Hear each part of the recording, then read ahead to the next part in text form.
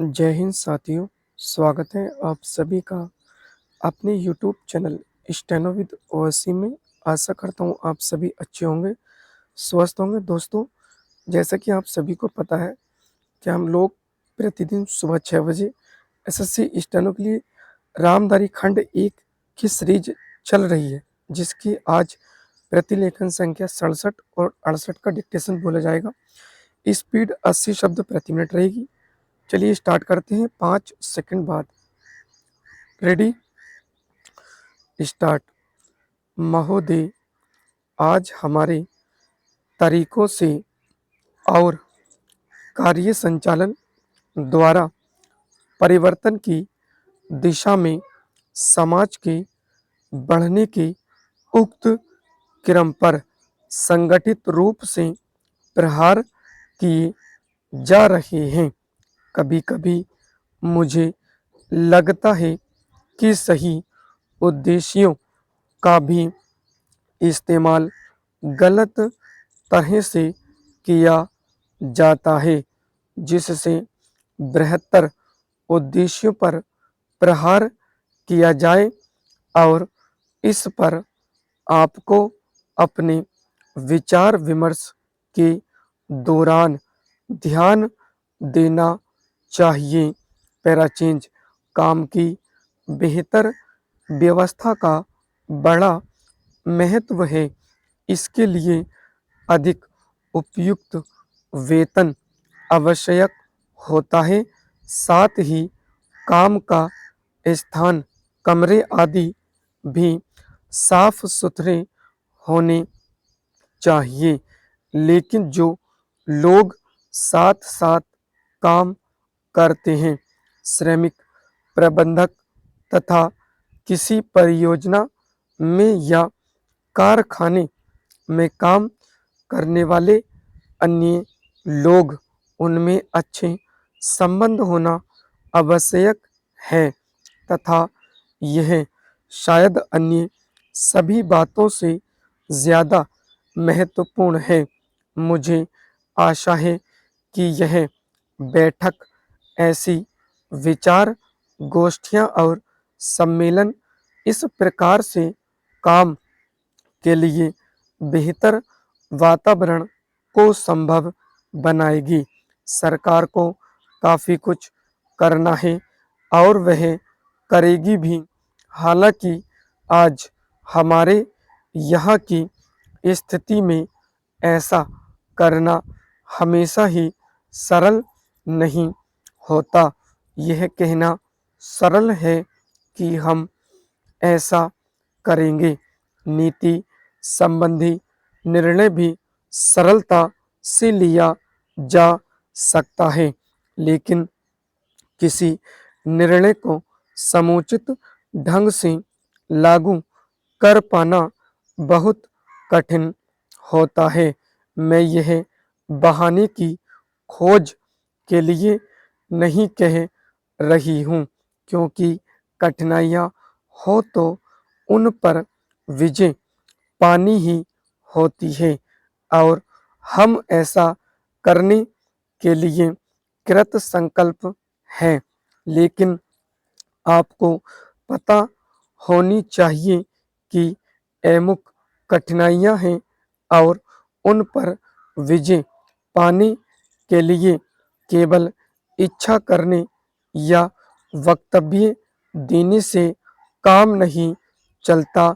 इसके लिए स्थिति को समझना और भी निश्चय के साथ आगे बढ़ना होता है। चाहे रुकावटें कितनी ही बड़ी क्यों न हो, कठिनाइयाँ कैसी भी क्यों न हो, सरकार का यही संकल्प है। पैराचेंज, सार्वजनिक क्षेत्र को बहुत महत्वपूर्ण योगदान करना है। उसे यह काम अपनी उपलब्धियों द्वारा ही नहीं, बल्कि श्रमिकों की भागीदारी की भावना को अनुभव करते हुए करना है।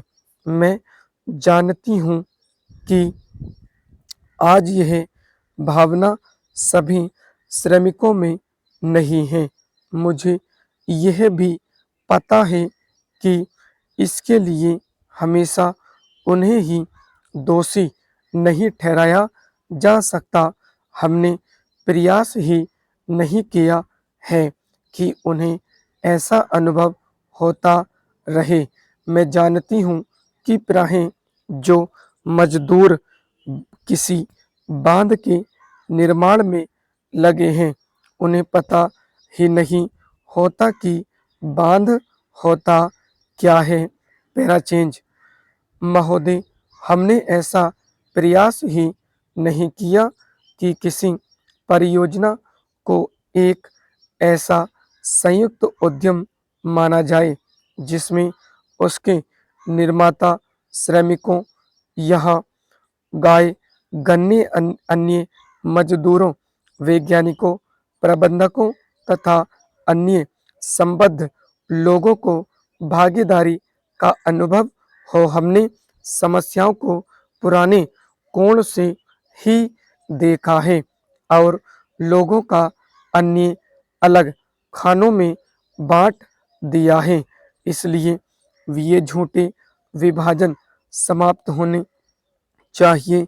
हमारे समाज में अन्य ऐसे अनेक विभाजन हैं, शायद वे सभी समाजों में होते हैं, लेकिन हमारे यहाँ वे सामान्य से कुछ ज़्यादा ही हैं। ये धर्म के आधार पर, जातियों के आधार पर, भाषा और क्षेत्र के आधार पर पाए जाते हैं। एक व्यक्ति और एक वर्ग को दूसरे से अलग करने वाली अनेक तरह की दीवारें हैं और इन सब विभाजनों से हमारा राष्ट्र कमजोर हुआ है। स्वतंत्रता आंदोलन के दौरान इन विभाजनों का इस्तेमाल हमारी एकता को तोड़ने के लिए किया जाता था।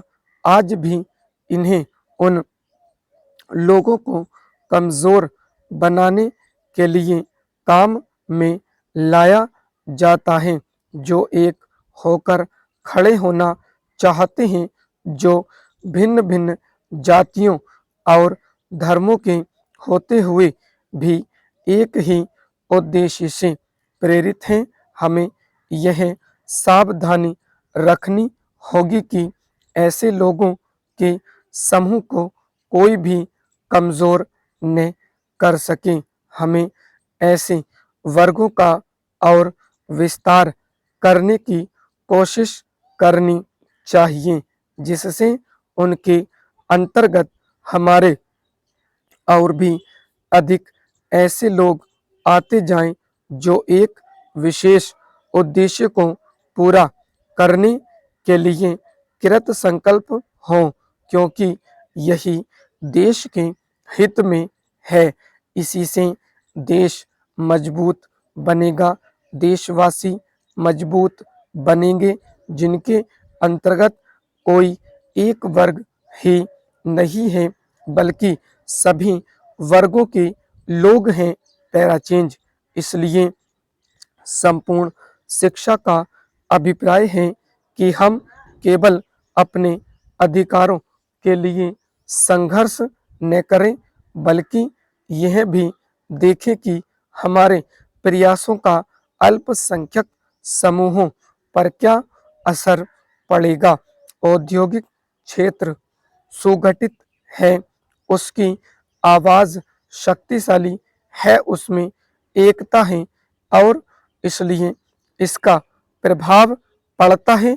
लेकिन हमारे देश में बहुत से ऐसे वर्ग हैं जिनकी आवश्यकताएं अन्य वर्गों से कहीं ज़्यादा महत्व की है, परंतु उनमें एकता नहीं है। उनकी मांग को प्रस्तुत करने वाला कोई नहीं है और उन्हें शायद पता तक नहीं होता कि उनकी कुछ मांगे भी हैं, लेकिन केवल इसी कारण से उनकी उपेक्षा नहीं की जा सकती। हम यह नहीं कह सकते कि उनकी कोई मांगे नहीं हैं। स्टॉप। दोस्तों, डिक्टेशन पसंद आए तो लाइक, शेयर और सब्सक्राइब करें ताकि सभी तक नोटिफिकेशन पहुंचता रहे। आप मेरे Telegram group steno with Waseem search करके जुड़ सकते हैं। धन्यवाद दोस्तों।